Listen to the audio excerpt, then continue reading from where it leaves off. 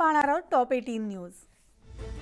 Top 18 प्रायोजक घरकुल मसाले, स्वाद आणि मायेचा खमंग मेळ।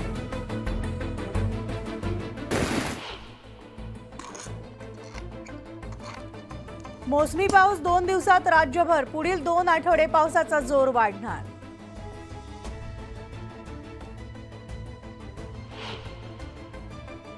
रत्नागिरी जिल्ह्यात पावसाची हजेरी, तर परशुराम घाटातील सवदसडा धबधबा प्रवाहित। पावसानं खुलवलं निसर्गाचं सौंदर्य।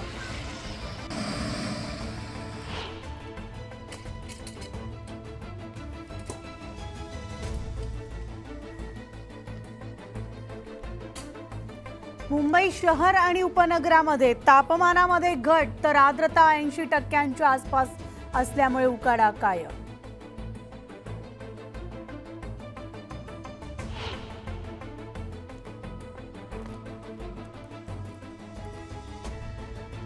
मुंबईतील धरण क्षेत्राला अजूनही पावसाची प्रतीक्षा। 7ही धरणांमध्ये 162 मिलीमीटर पावसाची नोंद।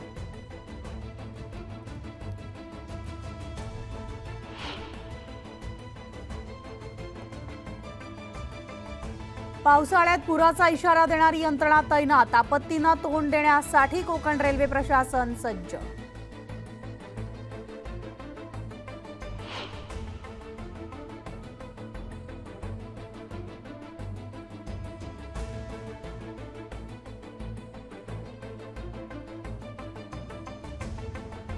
पुराच्या ठिकाणी पालिका रडारवर, तर लेप्टोच्या नियंत्रणासाठी मुंबई पालिकेचा प्रयत्न।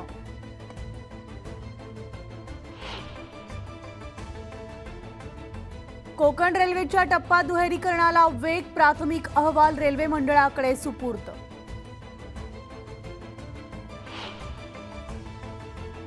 वाढवण बंदराचे समुद्रातील काम पुढच्या पावसाळ्यामध्ये। JNPT कडून प्रकल्पाच्या निविदा काढण्याच्या हालचाली।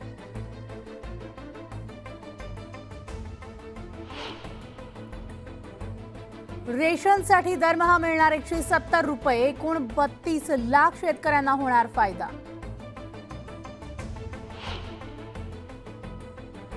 खाद्यपदार्थ गाड्यांवरील कारवाईचा बडगा सुरू, स्वयंपाकाचे 129 गॅस सिलेंडर जप्त।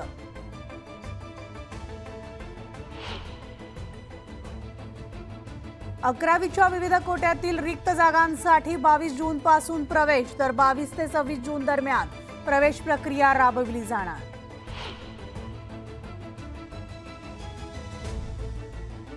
चौथी पर्यंतचे वर्ग सकाळी 9 नंतर भरण्याचे आदेश। आदेशाचं पालन न केल्यास शिक्षण उपसंचालकांचा कारवाईचा इशारा।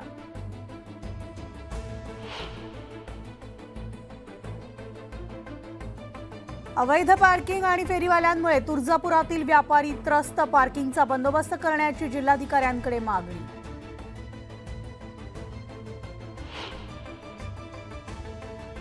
तुळजाभवानी मंदिर संस्थानाचा विकास आराखड्याचा प्लॅन तयार, जिल्हाधिकाऱ्यांकडून प्रशासकीय अधिकाऱ्यांसमोर प्रस्तावित विकास आराखडा सादर।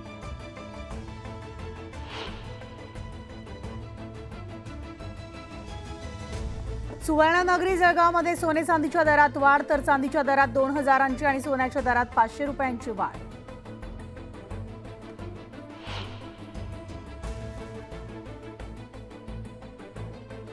पुणे रेल्वे स्थानकावर आता प्रीपेड रिक्षा प्रवाशांची लूट थांबणार, मोबाईल ॲपद्वारे मिळणार सेवा।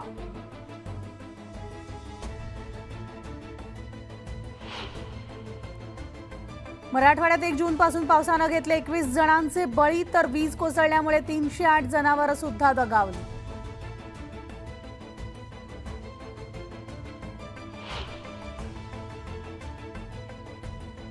आणि डोंगराळ वस्त्यांमध्ये संरक्षक जाळ्या बसवणं अवघड, यंत्रणांची कारवाई अद्याप प्राथमिक टप्प्यात।